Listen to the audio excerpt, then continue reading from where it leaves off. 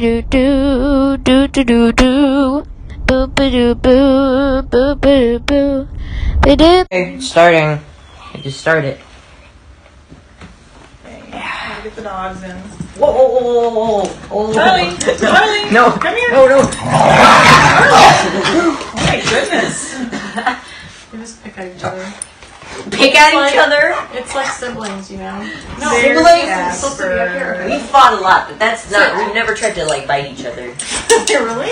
I don't remember that. Is Okay, it filming? I'm just teasing. Jens, is it filming? Yeah, it's filming. Okay. No. Yeah, perfect.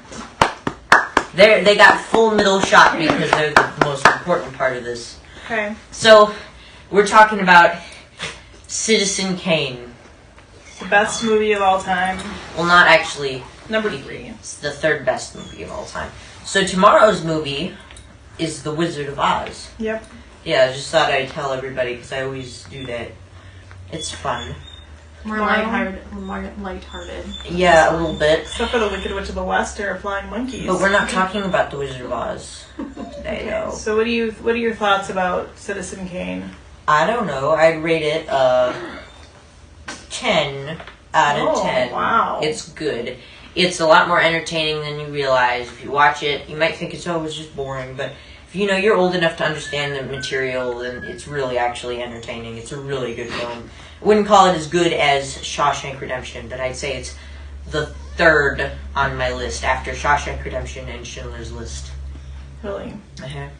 Well, I thought it was more entertaining than I'd seen it before, but it was a long time ago, and I felt like I was more engaged this time, so I don't know why that was.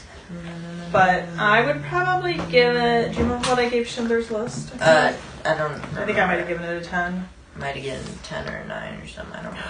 I don't know, I might give this a 10 too.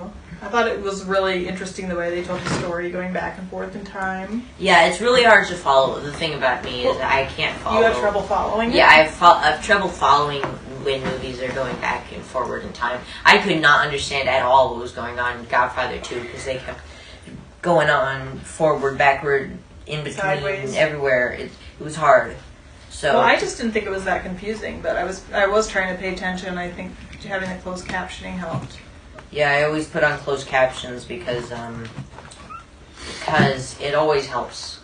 Like if you are talking during the movie, then you can understand what's going on, and you don't need to. And sometimes actors like slur their words, or the loud action scenes aren't as loud as the voices of the actors because it was meant to be played in a theater. So it's always easier for you to read the closed caption if you can't understand what's going on, because that happens sometimes.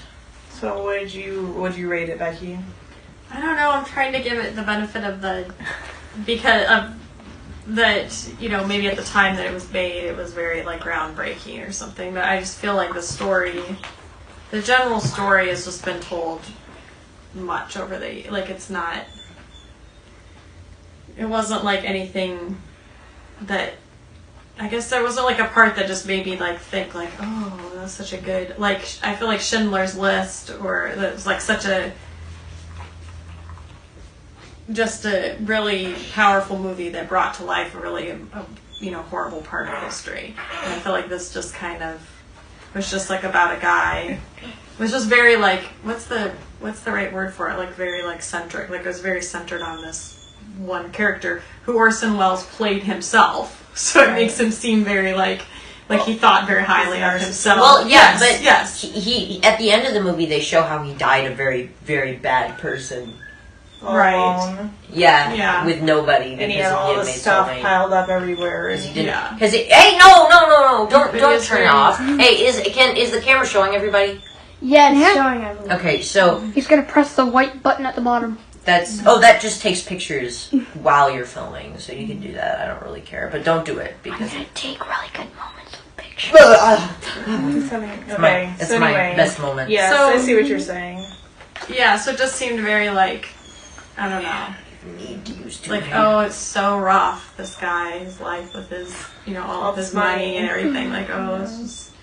So, I did think it was interesting that the way that it sort of I thought that character of his girlfriend, the one who becomes his second wife, and how she started out just deceiving to really care about him and be sweet, and kind of like turned around to like really hating him in the end and saying that he never would give her anything that mattered to him. Like he would only give her like things that like it was easy for him to give out money and buy things for you because it didn't hurt him at all because he was so rich.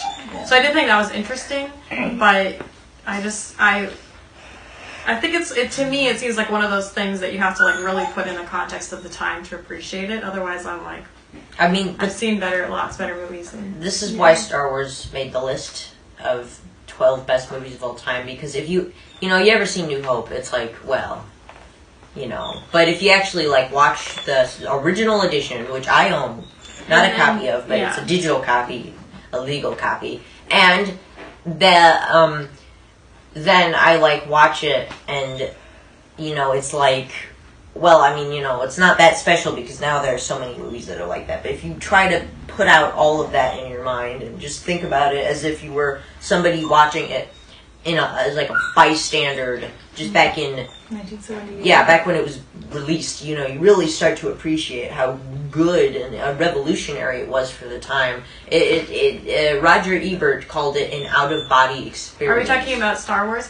The original Star Wars. I think Star Wars is like, it's a good story to tell. It has like so much depth to it. Like you had to watch all of the 3 original ones and then go back to watch the later 3, the second trilogy, to really understand that the entire thing was just a love story all the way around. Like, so you get like, there's just a lot of different like dynamics and depth, and it even like can speak to our political society, our political situation and society, and like has a lot of different things that you can gather from it. This movie just seemed like it was about a rich man who just got richer and then got sadder and then died.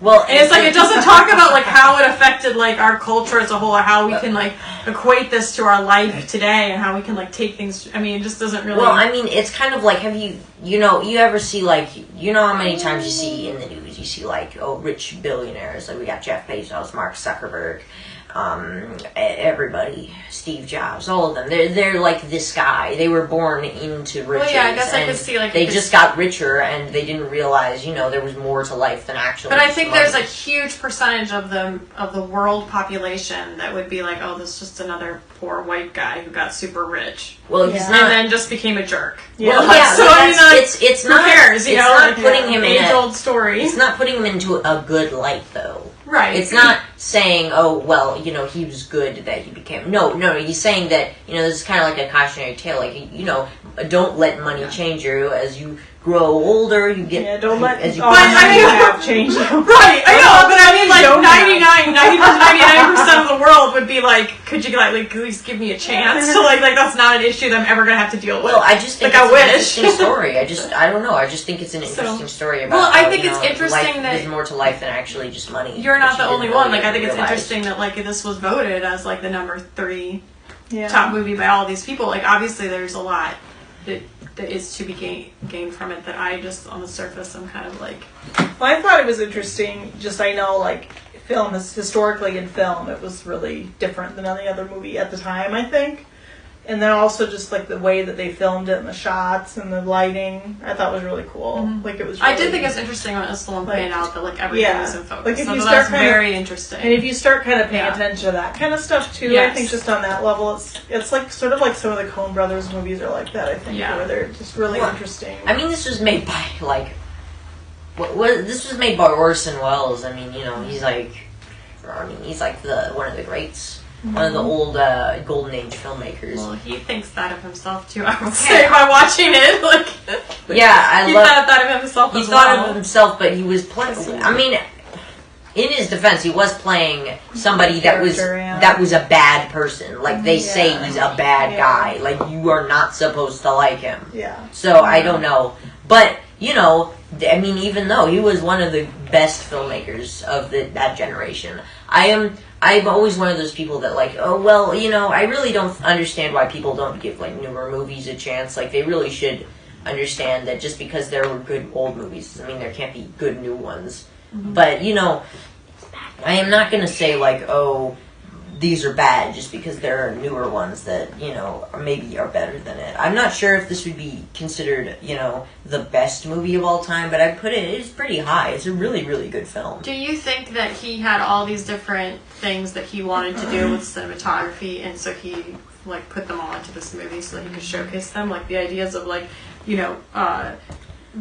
showing the scene from down below looking up, or all those layers of him walking across all the mirrors reflecting, and all these interesting things that he maybe wanted to try, and he just put them all. He was like, I'm going to try them all. This movie will be a good way to do it. Him looking at the mirrors is considered one of the best ways. He learns, he sees himself back and realizes how much of a jerk he's been his entire life. It's really supposed to be a really introspective moment. But it's goes by super fast. It does go he by. just walks by, and it's he doesn't stop and It's one of the best. Everybody says it's one of the best shots in filmmaking history, and I don't know. I mean, it's really good though.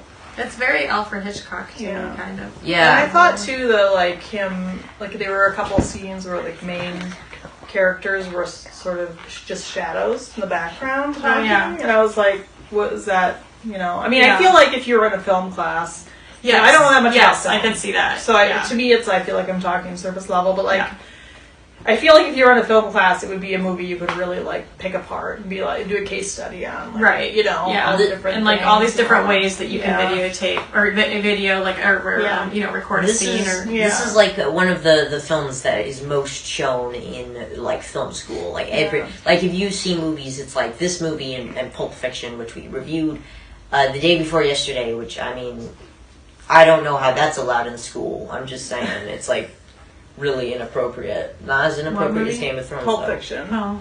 But that's maybe you're thinking maybe college. Just maybe college. I can't imagine that being shown up at school, but I mean I don't. But college though, even college. I mean, yeah, they I don't know. It's maybe if they're doing you're saying a film class where they're that's what I'm saying reviewing things. No, I meant in film school one of the movies that's it's this and Pulp Fiction and Star Wars, because those are the real popular ones. Of course, if you're gonna have a convention, then they always show you what not to do, and it's the Fire Festival. I just thought I'd bring that up because I thought that was pretty funny. The Fire Festival was the example of what not to do if you're planning a convention, but whatever. Okay. But that has nothing to do. What would they with show? Burning Man? Oh my gosh! No, it's great. Oh my! No, it's so. It was. But such what a would good you story. show if you're going to show a movie about what not to do in a movie? What not to do in a movie? I don't know. Let's see. Death of a Nation. That's pretty good up there. How about Are you talking about Birth of a Nation? No, Death of a Nation. Oh. It's a movie written by some crazy person that is so super pro Trump. Oh. And then there's also that one about how about I'm thinking the one about, it was a biopic by the soccer, what do you call it, the World Soccer Federation or something? What are they called? The World Cup guys. Yeah. Oh, FIFA, that's the guys. And it was about FIFA, made by FIFA. But you're talking about more subject matter. I don't know if your mom was talking about more way of. Oh no! It's bad. They're bad too. Maybe voice upon. I don't know. If you were to say bad framing, I mean maybe God's Not Dead. That wouldn't, or Suicide Squad. Those are all really badly shot films. Suicide Squad was edited by a film trailer company. People that edit the trailers for movies. Mm-hmm. So. It was like a trailer the entire time. So it was they were trying to advertise a movie, but they weren't. Maybe Fan Four Stick, or the new Fantastic Four, if you say it that way. Just thinking, just off the top of my head. Well, it was interesting to see, I thought. So, so what's happening tomorrow? Wizard We're off to see The Wizard? Yes, we are off to see that Wizard. That's going to be really different. That's such a different movie than this type of movie. It was made before this movie. Yeah. It's amazing 1938? that, this movie's older. 1939. Okay. It's kind of amazing that this movie is older. A color movie older than black and white movie. Well, it was such a big deal, right? When Yeah. they did the color for. I mean, it wasn't the Yeah. first color movie, but it was one of the first. I remember there was another one though. All right. Who's it? Did you introduce the dogs today? This is Casper, the big fluffy one, the Pomeranian, my favorite, my big old favorite, my favorite doggy. And then we got Charlie, the one with the big ears. The big ears, Charles Foster Kane. big old tired dog, so lazy. You can just tell he's a millennial. That, by the way, is not his name. They don't like Just to be- saying. They don't like that. Millennials don't like that Yeah. stereotype. Yeah, at all. but Makes guess them what? Very upset. You know what? I read this new article. Like, this is an actual thing that some writer actually wrote in like a news story or something, and it was like how boomer, which is like this meme online, is Yes. the N-word for old people. Yeah. And I'm like, what are you Well- talking about? No, it's not. I don't think that they've always thought that before, but I think that they Recently. feel like the millennials are using that Well, as the a. Zoomers now. They Yes. were the one that came up with that. They're name. using that as a derogatory term. Yeah, Well, but, the but boomers did kind of. you know, Zoomers are called the Screwed up iGen everything. They too. screwed up everything. I know, everyone they else, messed up so I don't everything. really Like, we feel had that to clean sorry up their for mess them. for Yeah. years. Yeah. So Also, boomer isn't the N-word for Yeah, I don't for think it's that old bad. people. Like, come on. Like, if you're gonna Yeah, you're measure the badness of two And it words, doesn't and you're work- not even gonna say one of them, And it then I doesn't think work when it's realize like what it is. four group of people that actually are advantaged. Like we're historically advantaged, right. and also every other way. Well, I mean, technically, Anyway. every new generation is more advanced. No, than I don't ours. think so. Well, unless you were born in the Great Depression. I don't think that's that. different. I don't think you guys are all that advantaged compared to 50 years No, ago. housing. I mean, you just read to me all about how the difference between the price of college in the 1980s and the price of college today. Yeah, Like, but it's you know, not but even like college has become more important than it was now, and also, you know, there's things like we got phones. I mean, you didn't have phones back then. You know how easy it is to communicate with people now that we have true. phones. I don't know. Is that considered a privilege though? Yes, I mean, it making is. You What more do you mean? privileged. I I'm would. not sure. I am way happier that I'm able to talk to my friends in an instant than wait a week for them to write back. Or use a pigeon. All right, are we done? Pigeon Probably carriers. turn it off, Jens. Yeah, just- Capper! No, okay.